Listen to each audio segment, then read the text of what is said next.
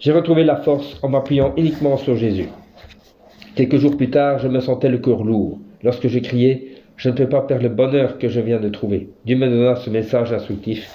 Qui t'a rendu la santé? C'était Dieu. Qui peut te sauver de la douleur maintenant? Seul Dieu peut. Seul Dieu le peut. Perdre ton temps en t'éloignant du droit chemin ne peut t'apporter aucune solution.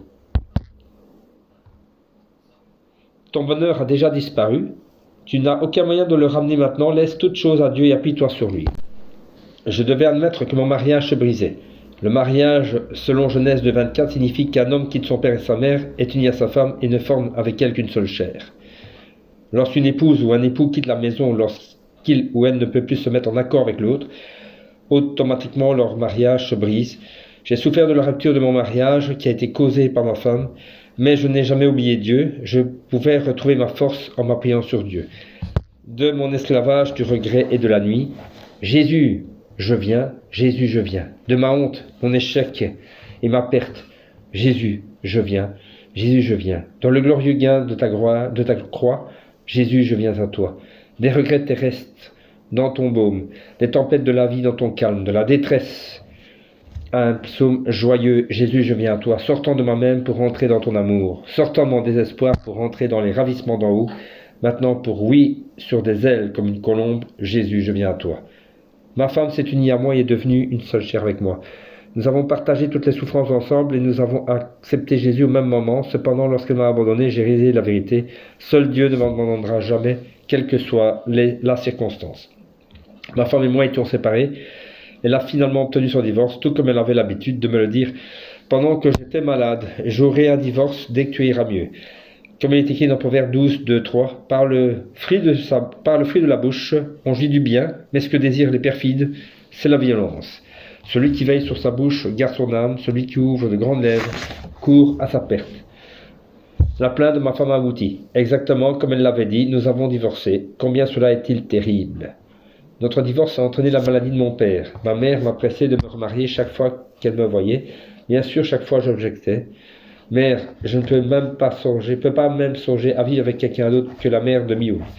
Elle me reviendra sûrement. Puisque j'avais décidé de tout abandonner à Dieu, j'ai essayé d'effacer l'affection qui me restait dans mon cœur pour ma femme. Un jour, je suis sorti pour rencontrer une femme parce que ma mère m'avait forcé. Ma mère avait dit que cette femme avait un bon cœur et qu'elle était toujours gentille avec ses parents. J'ai vu la femme au lieu de notre rendez-vous. Elle était la femme idéale dont j'avais toujours rêvé. Cela me semblait incroyable de rencontrer le style de femme dont j'avais rêvé. Nous avons vu que nous plaisions l'un à l'autre. Nos deux parents ont donc commencé à préparer notre mariage.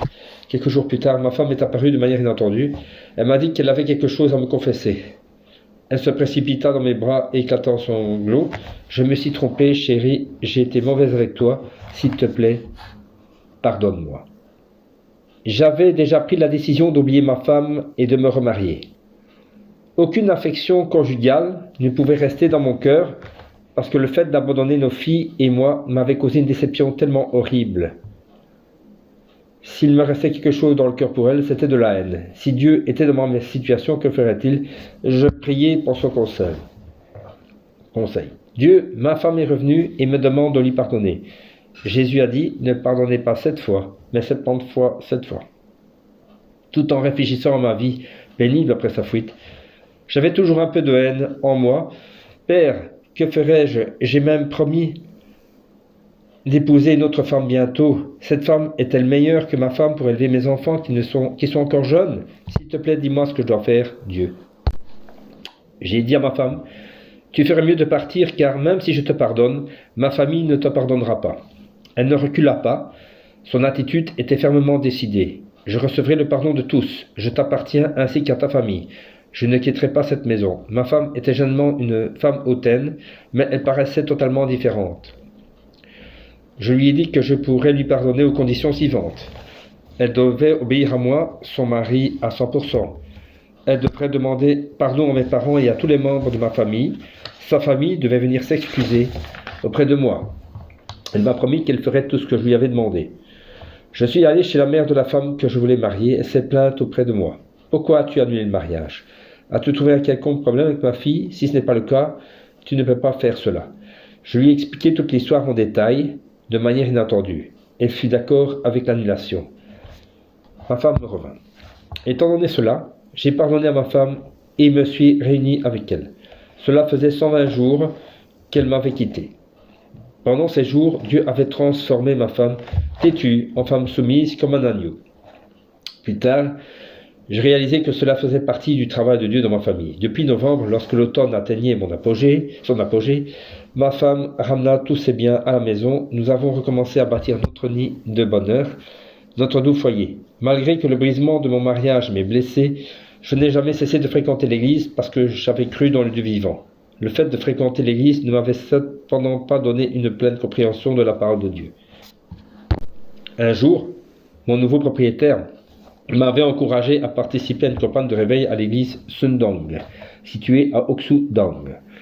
Rempli d'une nouvelle détermination, ma femme et moi avons participé à chaque réunion de la campagne de réveil de l'aube au soir. Chaque fois, nous préparions une offrande pour Dieu, nous prenions les meilleurs sièges devant afin de recevoir la bonne grâce que Dieu pourrait nous donner. Ma femme est passée par une repentance dans les larmes lorsqu'elle a entendu avec attention la prédication sur Ruth, qui était veuve, mais avait servi sa belle-mère Naomi. Ma femme, qui avait été fâchée contre sa belle-mère, se repentit. Elle s'est également repentie d'avoir fui et d'avoir entamé un divorce. Belle maman, j'ai été une mauvaise bru. À partir d'aujourd'hui, je ferai de mon mieux pour te servir, tout comme Ruth l'a fait pour Naomi. J'étais heureux de voir ma femme changer. Auparavant, elle avait fait des excuses involontaires à ma mère, afin que nous puissions restaurer notre mariage et annuler mes plans de mariage avec une autre femme célibataire. J'ai aussi reçu une grâce débordante de Dieu. J'ai abandonné la boisson et le tabac. J'ai appris comment je vais vivre la vie d'un chrétien qui aime vraiment Dieu. Depuis ce jour-là, j'ai rajouté ce sujet à ma prière. Dieu, aide-moi à me débarrasser de tout mal dans mon cœur. S'il te plaît, aide-moi à pardonner aux autres. Quiconque est son frère est un meurtrier. Et vous savez qu'il n'y a aucun meurtrier dans la vie éternelle en lui. Quiconque ne fait pas ce qui est bien n'est pas un enfant de Dieu, ni non plus celui qui n'aime pas son frère. La prédication du pasteur m'a touché dans la plus profonde de mon cœur. J'ai prié de tout mon cœur. Oh Seigneur, je me souviens de ma belle-mère qui m'a appelé paralytique menteur. S'il te plaît, aide-moi à oublier mes souvenirs d'elle. Jésus, je t'aime, dissipe la haine pour ma femme qui s'est plainte à moi pour ne pas avoir gagné de l'argent. S'il te plaît, pardonne-moi qui ai dit ma femme, je me vengerai de toi lorsque je serai riche après ma guérison. Non. Oh Seigneur, je me souviens encore que mes parents et mes frères m'ont abandonné et ont abusé de moi en disant, tu ferais mieux de mourir, s'il te plaît. Fais disparaître ma haine afin que je puisse leur pardonner. Jésus, j'ai haï ceux qui m'ont jugé sur mon apparence et non selon mon cœur, en m'ignorant à cause de mon incapacité de gagner de l'argent. Et complimente ceux qui m'aiment, mais ignore ou abuse de ceux qui ne m'aiment pas.